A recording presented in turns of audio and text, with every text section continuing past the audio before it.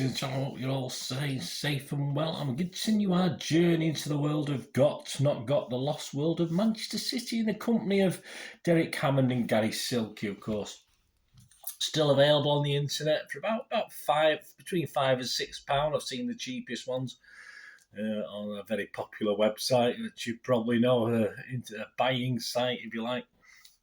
So still very much available, very, very buyable as we continue our look. Only about 3 of these episodes left now. We've got through the whole book in one way or the other. A slightly different way of doing it to how I started doing it, but we've got through it. And please check out my sister vlogs as well. The now got the Found World, of course, where I open up live City memorabilia. So there's a few of those knocking about as well. So yeah, please join me for this one. As I say, it's not the penultimate. What do you call them? The 3 from the end? Not the penultimate one. The one before that, the semi-penultimate. I don't know what it's called. Anyway, this is welcome to this one. Anyway, please, if you are new to the channel, push that subscribe button. Everything's City past, as this one is, present and forever, of course. And if you are pressing buttons as I'm recording this, you may be watching it a few months after I've recorded it. I've got a few of these in the can at the moment, and lots of different things, of course. So we've just passed 3,000 subscribers. So hopefully we're on the way a lot more when you're watching this. So please, if you can push those buttons and you can press a like button for this vlog, be very much appreciated. Yeah, so we're going to talk about 4 subjects today. The first subject is the football card engine. Sounds interesting, doesn't it? Let's have a look. Here's how to transform your humble push bike into a revved up, throbbing beast of a motorcycle. I think I did this, but I'm not overly sure. All too easy to mistake for a 750cc Norton Commando, provided you're only listening rather than looking, of course. Transform your push bike into a Hell's Angel Norton Commando with Franny Lee's Woody Thrum. Yeah, there'll be some images on the screen, of course. He's using Francis Lee there. We've got pictures of Acer Hartford, Dave Watson, Joe Royal East, and the cars were quite they were quite rigid, quite stiff cars in those days. You know, you didn't no skimping on the football cars. They were usually a good quality. A lot of people used to use playing cards for this, didn't they? All you need is one giant pile of football cards, usually swaps, not the ones you're keeping. 2 clothes pegs. 3, an antisocial desire to terrorise your neighbours like those cool Hells Angels you've seen on Nationwide, or Hell's Grannies. 4, a tragic disregard for your future financial security. Yes, because they might be worth a few quid, these cards that you're wasting, and we've done it all. I used to do it with Matchbox cars and all the different dinky cars I used to have. Obviously, you threw the box away. I mean, you just watch these programmes now and see how much they're worth. And these football cards in good condition in sets are also worth quite a lot of money. If you've got a teetering pile of cards, it naturally follows that you've got an even bigger pile of swaps collected up over weeks of frustration while searching for the 2 or 3 you need for the set. We recommend you use a Franny Lee Purple Back from A&BC's 1971-72 series. It's got a nice woody thrum. All you do is use the pegs to secure the cards onto your bike frame so they stick a little way into the spokes.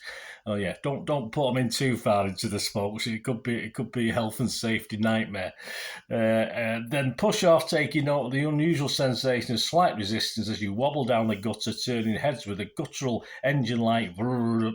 This way, in one afternoon, you might easily burn through £100 worth of future sought-after collectibles at 21st century prices. But what the heck? You're only young ones, say. Yeah, so happy memories. As I say, I think I did do that, but it wasn't the be-all and end-all of me riding my bike. I didn't have any real fancy bikes as a kid anyway. They're all second-hand from what I can remember. Right, on to this. Do you remember this one? The Top Teams album. Yeah, again, this is one I might have missed this one, even though it was in my era, if you like. In 1971, the good people at Marshall Cavendish of Old Compton Street launched their Book of Football, a part-work encyclopedia in 75 issues, to ensure that you kept buying these weekly parts at a cool 25p. That's probably why I didn't buy this. I don't know. That was more than 23p. Sorry, that was more than a week's spends for me in those days. In the early 70s, and I mean my pocket money. And I remember 10 or 11. I used to get. What did I get in those days? 10 or 11. Obviously, you're talking. I used to get 10 shillings. I mean, this is at the sort of crossover between decimalisation and old money. So 10 shillings, of course, was 50p. But to spend 23p on something was a hell of a whack. Well, what about me chocolate and me comics and stuff like that? Anyway, Shoot was only 6p at the time. There you go. An extra incentive was nailed onto the deal. In part 2, you got this book of football, top teams album, and each week a sheet of 16 stickers in random order was issued. After carefully cutting them out with big scissors from your mum's sewing basket, they were ready to be glued in. I had my own scissors. They'll trap you now for £1 a month. Only when your city heroes were present and correct on their page could you relax once more. Yeah, I think I missed that one by. You might have collected that. As I say, I think at 23p a week. Far too much investment for me. I love my football, don't get me wrong, but yeah, I didn't have anyone to buy it for me, so that's probably why I missed that along the line. Right, on to a little bit later, going forward in time, and this is very relevant to me. I used to have a video shop in the 90s and 2000s, as you know, if you watch any of my vlogs and my film and TV stuff, and obviously I've mentioned it in my city vlogs. And the video age, of course, when I first opened the shop in 1995, around then, I had plenty of videos of my own, certainly city videos, and I actually put them in the shop. I mean, I wasn't I wasn't watching them all the time, and I thought, well, I can earn some money from them, and that's the whole point of having a shop, try and earn some money. So I had a big selection, probably the biggest. I was proud of the collection of city videos I had in my video shop. You know, you went in any other video shop in Manchester or even in the country, and it was always United videos all over. And obviously I had to buy United ones as well. I think I inherited one or two, and then obviously as a new video came out every year, and they're still doing them in the 90s, of course. And then he went on to DVDs, which I stocked as well. I would sort of buy them as and when they come out. So I did collect a few United ones over time, but I was proud of the fact that the City ones were always very, very popular. Certainly when a new one came out, I could probably rent out the City one 2 or 3 times more than the United one. So that was in Denton. So yeah, quite happy days. I used to pride myself on that. Anyway, the video age. Seldom has a new technology flared so brightly and died so quickly as video. Yeah, I suppose it did in a way. The race to develop a consumer-level video system was run in the 70s. Japan with JVC and their VHS eventually managed to overshadow Sony's Betamax. Yeah, it was a big decision in those days, guys. VHS or Betamax. I used to buy a couple of magazines where they did comparisons, and I came on the side of VHS, which most people did, because that's the one that took off. But yeah, poor people with Betamax. And by 1978, the first video players were available in the UK. I didn't get mine until the 80s.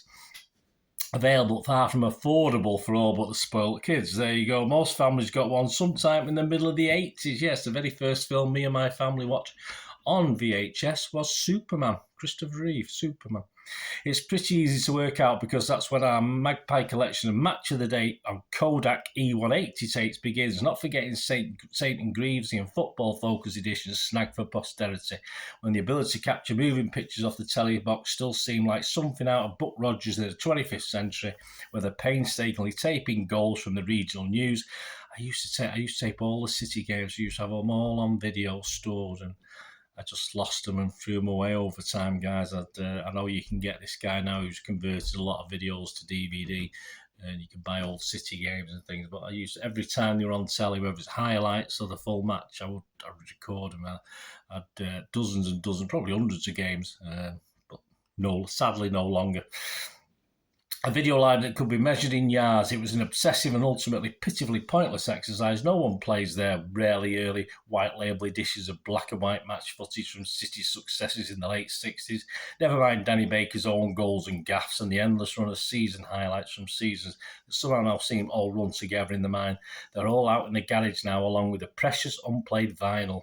I think people have just dusted off the vinyl and got it back in, and the music cassettes and slideshow projector and the magic vegetable peeler gimmicks still mint and boxed up in the same as the day you bought them.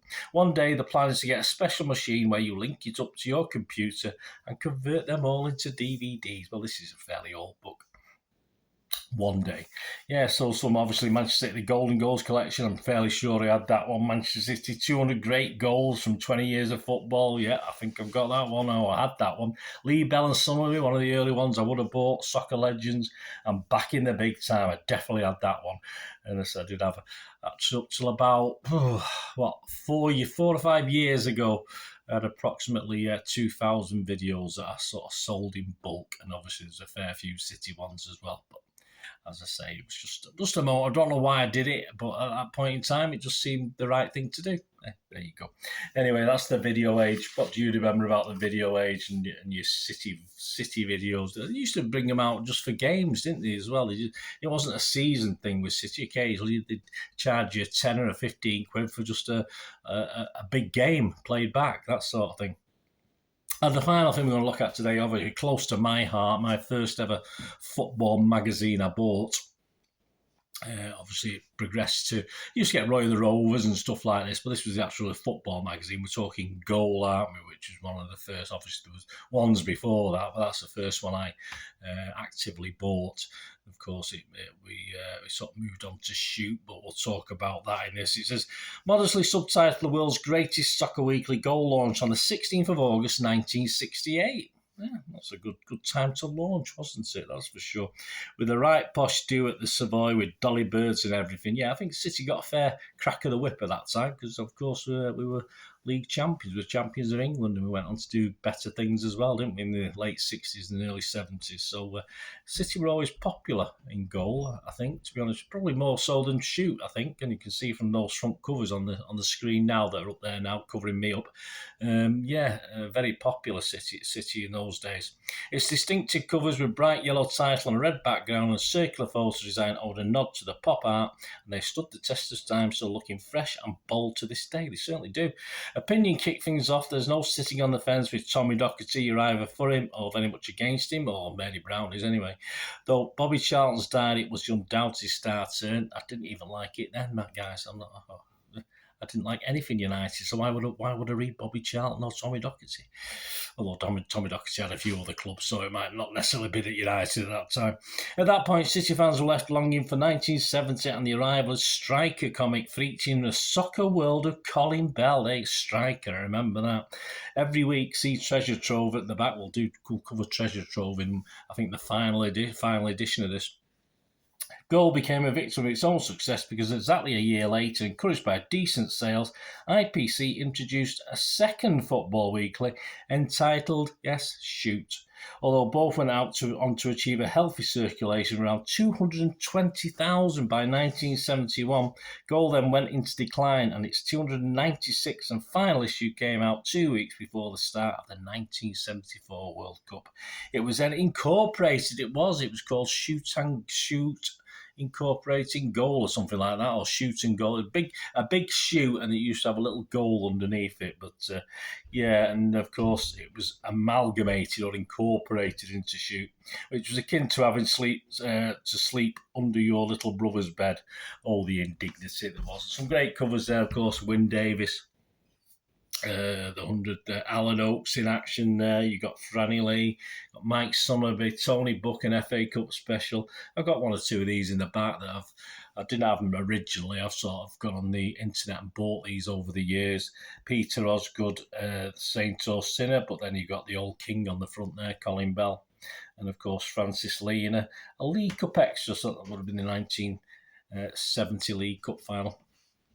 Right, so there you go, guys. Another 4 subjects covered. My thanks as ever to Derek Hammond, Gary Silke. Let me know your memories. As I say, certain big memories for me there. But the only thing I wasn't too sure about was, of course, the top teams thing. But obviously, I was actively involved in the video side in the Goal magazine, and of course, as far as clipping Franny Lee or some other footballer to the spokes of my bike, I think I did have a go, but it didn't really appeal to me that much. But hey, what are kids to do? What are lads to do at that age? Yeah, just a bit of fun. As long as you don't stick it too far into the spokes, as I said, it would be a nightmare.